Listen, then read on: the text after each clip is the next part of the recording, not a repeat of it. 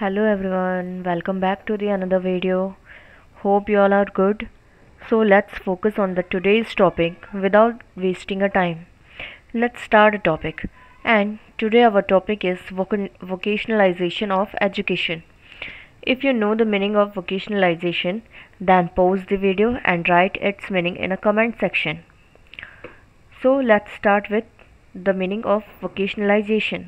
यानी कि vocationalisation education का मतलब क्या है।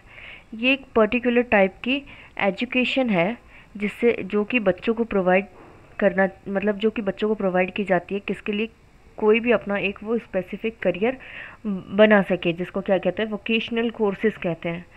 जो कोर्स बच्चों को प्रोवाइड की जाए वो उसको क्या कहते हैं वोकेशनल कोर्स कहते हैं। तो पहले हम इसका मीनिंग देखेंगे कि मीनिंग क्या होता है वोकेशनलाइजेशन एजुकेशन का।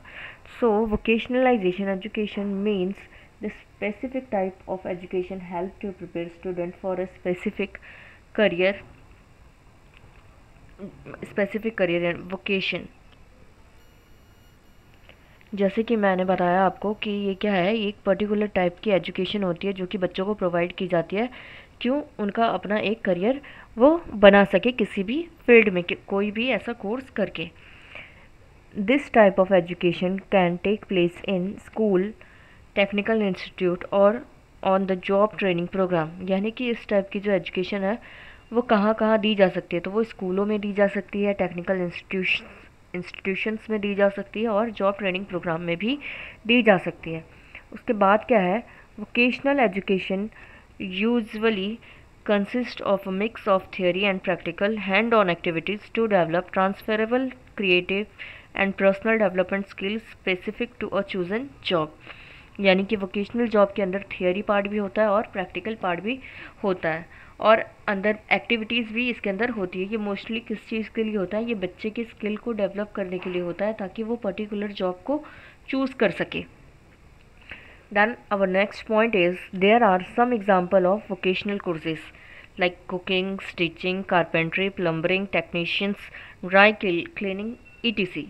जैसे कि हमें पता है कि 50% स्टूडेंट जो है वो मतलब 12th या ग्रेजुएशन के बाद हायर एजुकेशन के लिए आगे अप्लाई नहीं कर पाते हैं, जैसे कि मेडिकल हुआ, इंजीनियरिंग हुई। बाकी बच्चे जो होते हैं वो फाइनेंशियल प्रॉब्लम के कारण या जो भी रीज़न हो उसके कारण हायर एजुकेशन में अप्लाई नहीं कर पाते हैं। तो गवर्नमेंट ने क्या किया, इसके लिए ऐसे वोकेशनल मतलब उनका मानना था कि इसके लिए ऐसे वोकेशनल कोर्सेज बनाए जाए कि जो बच्चे फाइनेंशियल मतलब फाइनेंस के कारण नहीं पढ़ पाते, आगे हायर कोर्स नहीं कर पाते, तो वो एक कोई वोकेशनल कोर्स करे और उसमें अपना करियर सेट करे। और उसी के कुछ एग्जांपल है जैसे कुकिंग, शेफ़ का जो कोर्स होता है वो, स्टिचिंग, टेलर का जो कोर्स होता है वो, carpentry, plumbing, technician, dry cleaning ETC। ये सारे कोर्स क्या है वोकेशनल कोर्सेस है। ये कोर्स करके भी आप एक अपना करियर सेट कर सकते हैं। उसके बाद हम देखेंगे ऑब्जेक्टिव ऑफ वोकेशनलाइजेशन, यानी कि वोकेशनलाइजेशन के ऑब्जेक्टिव्स क्या क्या हैं। टू रिड्यूस यूथ एम्प्लॉयमेंट, यानी कि सबसे पहले जो हमारे पास अनएम्प्लॉयमेंट रेट है वो कम हो सके। Then to teach core skill link to specific job, यानी कि जो बच्चे की स्किल्स है उसे निखारा जा सके और वो जो भी प्रोफेशन के अंदर जाना चाहता है उसको उसके लिए प्रिपेयर किया जा सके। Prepare young people for group work socialization attitude, यानी कि उसे इस तरह तैयार करना चाहिए ताकि वो ग्रुप में काम कर सके, सोशलाइजेशन हो सके उस बच्चे के अंदर। To increase productivity of national income, यानी कि हमारे जो इंडिया का नेशनल इनकम है वो भी इम्प्रूव हो। उसके बाद है to complete the need of technological development, technical development भी हमारे देश का हो सके। To fulfil different goal and desire, ताकि बच्चे की जो भी अपने गोल्स है, अपने सपने हैं, अपने डिज़ायर है, जो भी वो करना चाहता है वो उसे पूरा कर सके। To prepare student for self employment and self reliance and to raise skill man power, यानी कि बच्चों को सेल्फ एम्प्लॉयमेंट के लिए तैयार किया जा सके ताकि वो अपना करियर जो है वो खुद बना सके, उन्हें किसी पर डिपेंड ना रहना पड़े, अपने स्किल को वो खुद ही डेवलप कर सके और आत्मनिर्भर बन सके। अब हम देखेंगे background of vocational education in India. Next हमारा जो बैकग्राउंड क्या रहा है इंडिया में वोकेशनल एजुकेशन को लेके। तो फर्स्ट पॉइंट है Many commission and committees set up by Government of India during the pre-independence and post-independence period for vocational education. यानी कि इंडिया के अंदर बहुत सारी कमेटी और कमीशन बनी, आज़ादी से पहले भी और आज़ादी के बाद भी। उसमें क्या क्या सजेशन दिया गया वो हम इसके अंदर देखेंगे। तो पहला क्या था, वुड डिस्पैच कमेटी जो कि 1854 में आई थी, first time highlighted the need for introducing vocational course at the secondary stage. ये जो वुड डिस्पैच कमेटी है वो कब आई थी, 1854 में आई थी, जिन्होंने सेकेंडरी स्टेज पर वोकेशनल कोर्स की बात की फर्स्ट टाइम। उसके बाद आफ्टर वुड डिस्पैच और before independence many commission suggested about vocationalization. One of them, Sargent Report 1954, emphasized the need of two-stream academic and technical with the objective of general education for career. यानी कि Wood dispatch के बाद भी बहुत सारी commission आई, लेकिन जो सबसे मेन था वो कौन सा था, सार्जेंट रिपोर्ट जो कि 1954 में आई थी, जिसने एम्फोसाइज करा कि दो स्ट्रीम एकेडमिक और टेक्निकल और इसके रूप में वोकेशनलाइजेशन कोर्स को एम्फोसाइज किया गया।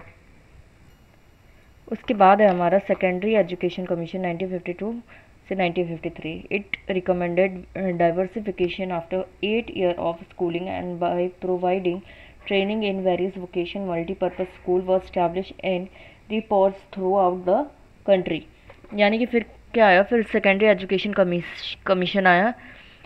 इस कमीशन का भी बहुत इंपॉर्टेंट रोल रहा किसमें, वोकेशनल एजुकेशन को एम्फसाइज करने के लिए।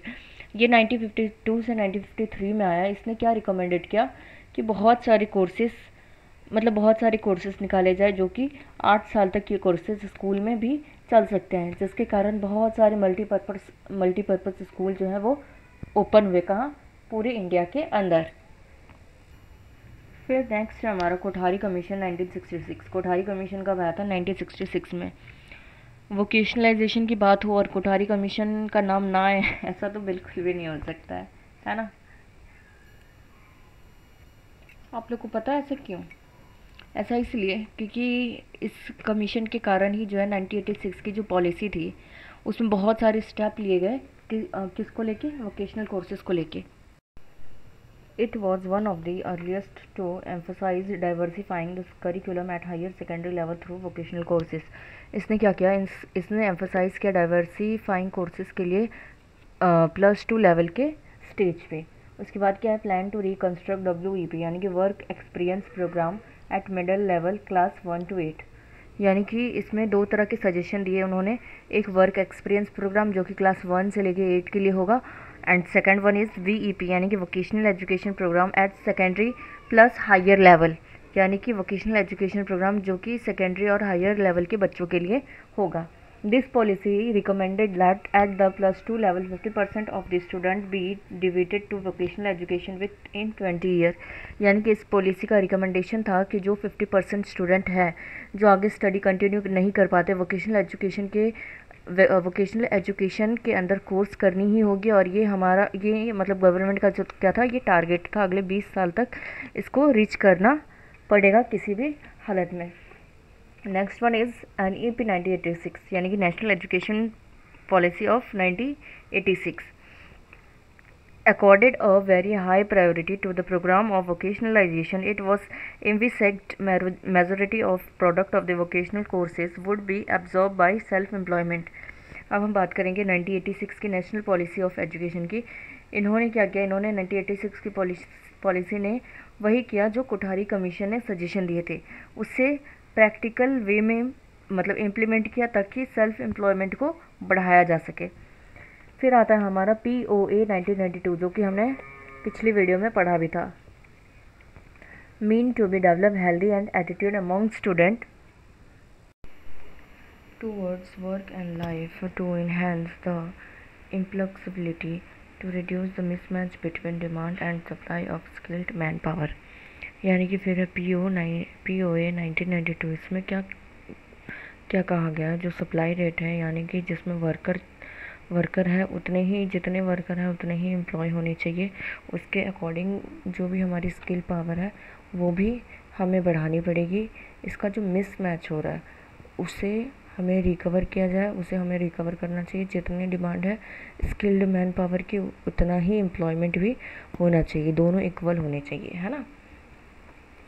It purpose the vocational course cover 10% of higher education by 1995 and 25% by 2000, यानी कि वोकेशनल कोर्स जो है वो 1995 तक 10% कवर हो जाना चाहिए और 2000 तक 25% कवर हो जाना चाहिए। फिर नेक्स्ट हमारा बैरियर्स इन वोकेशनलाइजेशन। अब हम आगे देखेंगे कि कमेटी, इतनी सारी कमेटी और कमीशन आने के बाद क्या बैरियर्स थे जो वोकेशनल कोर्स के टारगेट को अभी तक कंप्लीट नहीं किया जा सका।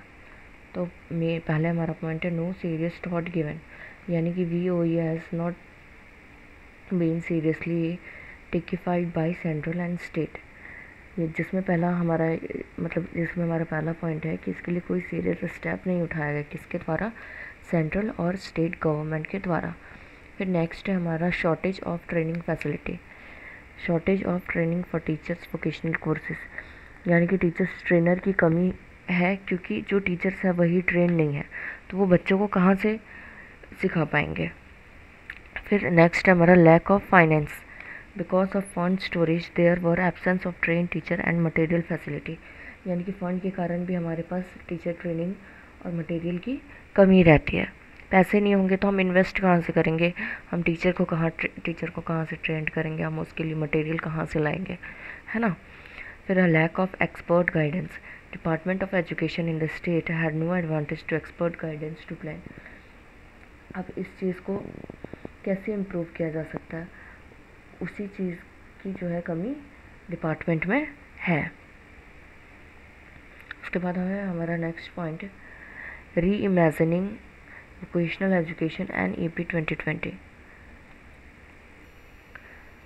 फिर नेक्स्ट है हमारा NEP 2020, जिसमें क्या बताया गया है, जिसमें ये बताया गया है कि गवर्नमेंट जो है वो वोकेशनल कोर्स को कैसे इम्प्लीमेंट करेगी आने वाले सालों में। सबसे पहले तो इसने कमियां बताई कि क्या इस पे काम करने की ज़रूरत है, कौन कौन से टॉपिक पे इस पे काम करने की ज़रूरत है।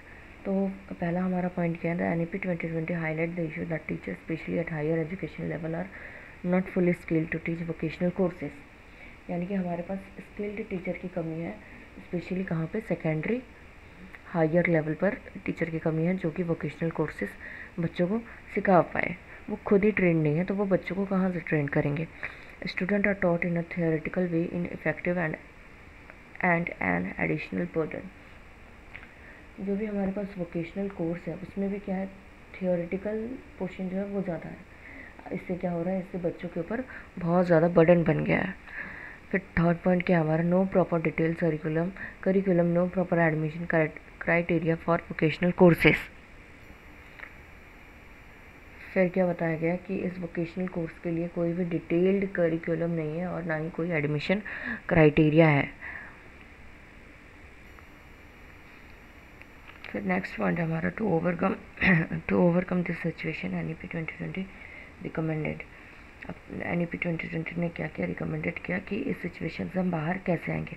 तो पहला क्या है, integration of vocational education programme into main stream education, यानी कि जो हमारा मेन एजुकेशन है उसके साथ इसको लिंक करना, किसको, वोकेशनल कोर्स को।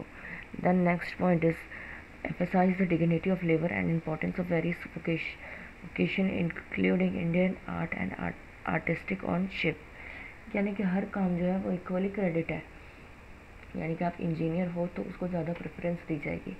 आजकल मोस्टली लोग क्यों जा रहे हैं आउट ऑफ इंडिया, इसीलिए क्योंकि आउट ऑफ इंडिया क्या है, डिग्निटी ऑफ लेबर को प्रॉपर रिस्पेक्ट दिया जा रहा है, वैल्यू दी जा रही है। वहाँ इंजीनियर भी एक जैसा है और जो लेबर है, जो वर्कर है, वो भी एक जैसे हैं, सबके कामों को इक्वल रिस्पेक्ट दी जाती है। जैसे कि आर्ट्स है, ड्राइंग है, तो इस तरह के वोकेशनल कोर्स को भी बढ़ाने की ज़रूरत है। Teach vocational courses from class 6 in the form of internship and practical activities to ensure that every student should at least study one vocational course, यानी कि वोकेशनल कोर्स को क्लास 6 से ही इंटर्नशिप और प्रैक्टिकल एक्टिविटीज़ के form में start कर देना चाहिए ताकि स्टडी हो सके किसका, वोकेशनल कोर्स का। Approximately 3,000 crore have been allotted for skill development in Union Budget of 2020 to 2021। 2020 और 2021 के बजट में 3,000 करोड़ जो है वो अलॉट किया गया, किसके लिए? वोकेशनल कोर्स के लिए, जिससे कि बच्चों का स्किल डेवलपमेंट हो सके। It is high time that the government start mapping out the linkage between demand of industry and supply of vocational courses. और ये सबसे हाई टाइम था जिसमें गवर्नमेंट ने क्या किया? मैपिंग की, किसकी?